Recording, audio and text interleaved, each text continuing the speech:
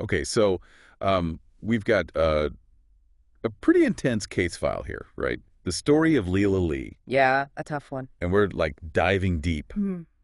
into a case file podcast, Yeah. all about it, police interviews, court transcripts, the works. Whole 9 yards. Seriously. Fantastic. This one takes us right into the heart of a small town. Small town, big secrets. Exactly. Dark secrets. Right from the start, it grabs you. The way they find Leela's body. Oh, I know. After a teenage party, naked, brutalized. With the invitation? Yeah, clutched in her hand. Like, what happened at that party? Right. That's the immediate question, isn't it? Huge question mark. So that's what we're doing today. We're piecing it together. All the events of that night. Exactly.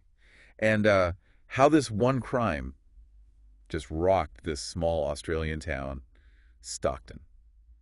1989. Shook it to its foundations. Absolutely. But I think even more important, we'll be looking at how this case, how it exposed those cracks, in the justice system. Oh, yeah. How those cracks, how they affected the perception of the victim. Yeah. Leela. Huge. Okay, so first, let's set the scene, right? Stockton, working class town, limited options for teenagers, and this whole, mateship code, loyalty above all else. Yeah. Strong sensibility. Bears against them, distrust of authority. Big time. Yeah. So not exactly. A place you'd expect a happy ending, right? Not really. And into this, we meet Leela, 14 years old? a bit rebellious. Maybe, yeah. But loved by her family, excited about this party, her first real party. This big 16th birthday bash at the old surf club. Right. The invitation, though, it said, bring your own. That, immediately set off alarm bells for me. Yeah, that raises questions about supervision for sure. Exactly. Foreshadowing much. Okay, so the party's in full swing, right? Kids drinking, music's loud. Leela's stepfather, Brad. He's supposed to pick her up, right? 11 p.m. sharp. Gets there. She's gone. Vanished. And the podcast, what struck me was the contrast between Brad's panic and everyone else. Nobody seemed to care. Right. They're drunk, maybe high, just indifferent. Yeah. Totally. And then the next morning, the birthday boy makes a horrifying discovery on the beach. Leela's body. Brutalized, sexually assaulted. The details. They're really disturbing. Awful. So the town's in chaos, obviously. But the investigation, right from the get-go, it hits a wall. Wall of silence. Witnesses. Tight-lipped. Mateship code. In action. Exactly. Conflicting stories. Alcohol. Drugs. Reluctance to talk to the police. It's like this collective. Yeah. Need to protect their own. Right.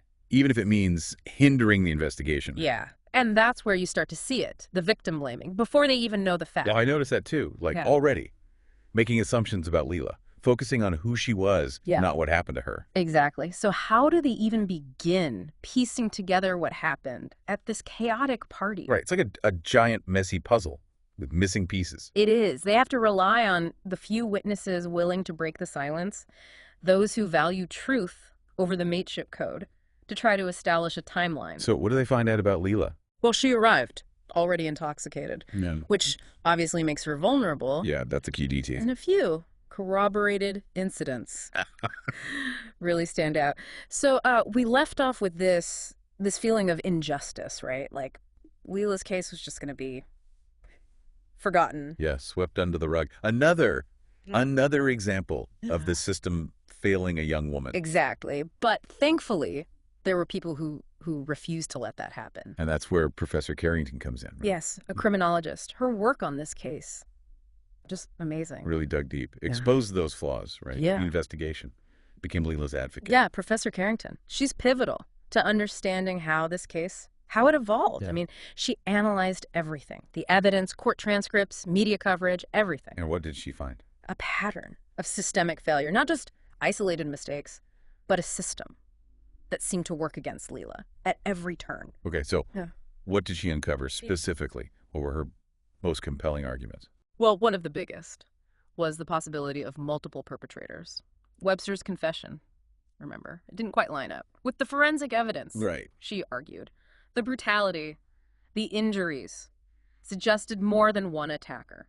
That makes sense. And that sexual assault charge against Webster, the one that was dropped, with no explanation. Yeah, what was that about?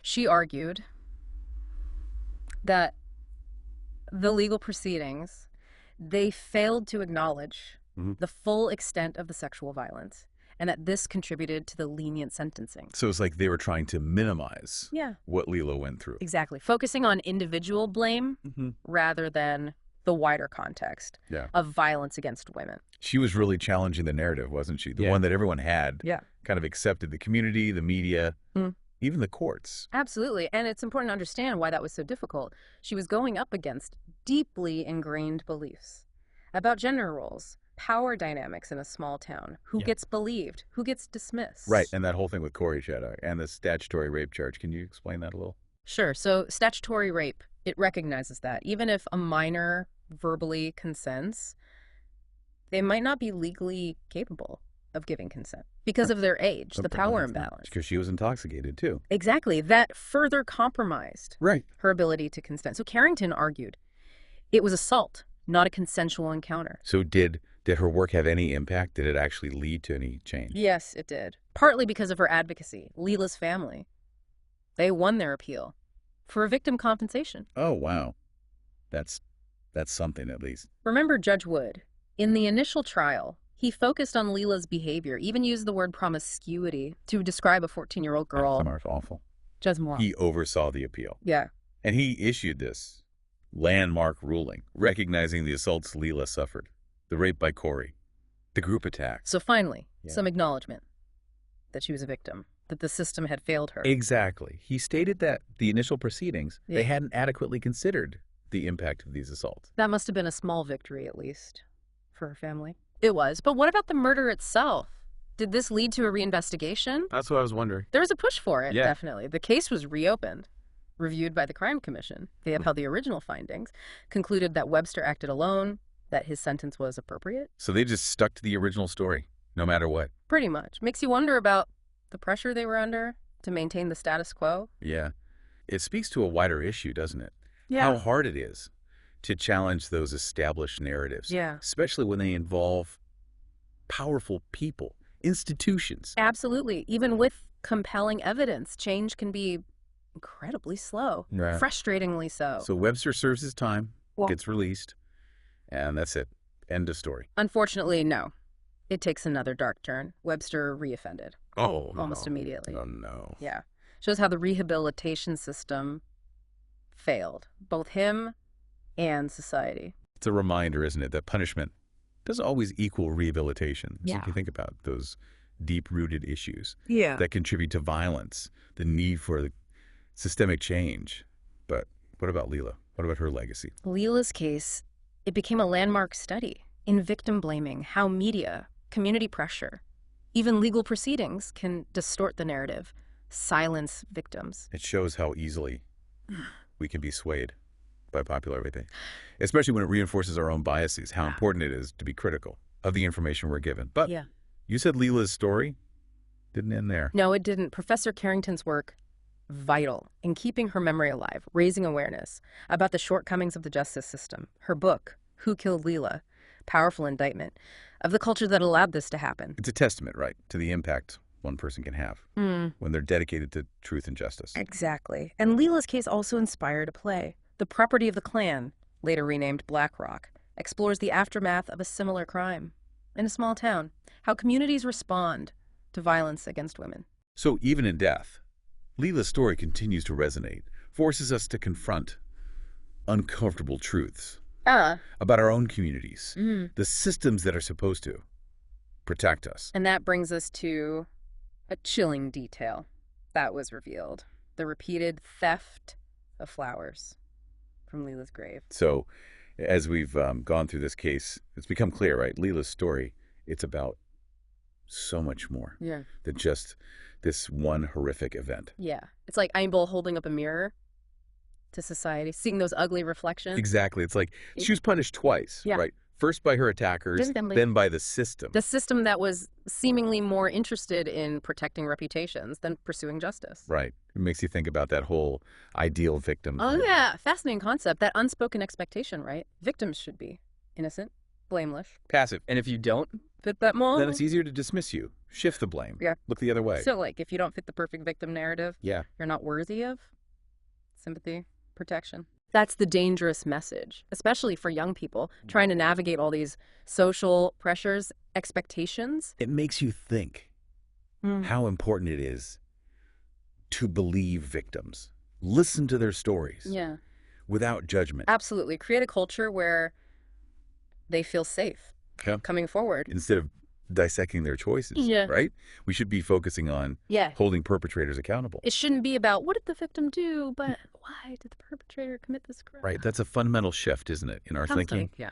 and in our systems. We need to tackle misogyny, power imbalances, the ways violence is almost normalized, all these things. Yeah. They contribute. It's a complex challenge, Let's go. ongoing, but we can't ignore it. Cases like Leela's, they're a reminder of what's at stake. When we fail to act. Leela's story, it's a warning, Mm. but also a call to action. Reminds us we all have a role in building the society where victims are believed, supported, empowered. So, what are your final thoughts for our listener today? You know, we talked about those stolen flowers Yeah. from Leela's I grave. love it, yeah. in Canada. I keep thinking about it. Yeah. It's more than just disrespect, Yeah, it's right? like this ongoing effort to erase her, to silence her story, pretend it never happened. Which is why it's so important to keep talking about it, keep her Yeah. memory alive, Yeah. and make sure her case Yeah. leads to real change, positive change. For those listening, I think the question is, what will you do to challenge those systems, the beliefs that Yeah. perpetuate this violence, silence victims, the fight for justice? It doesn't end with a verdict. It continues with each of us. Yeah. Every day. Thanks for joining us for this deep dive. It's been a heavy one, but I hope it's left you with a renewed sense of purpose, a commitment to creating a world where tragedies like Leela's are a thing of the past.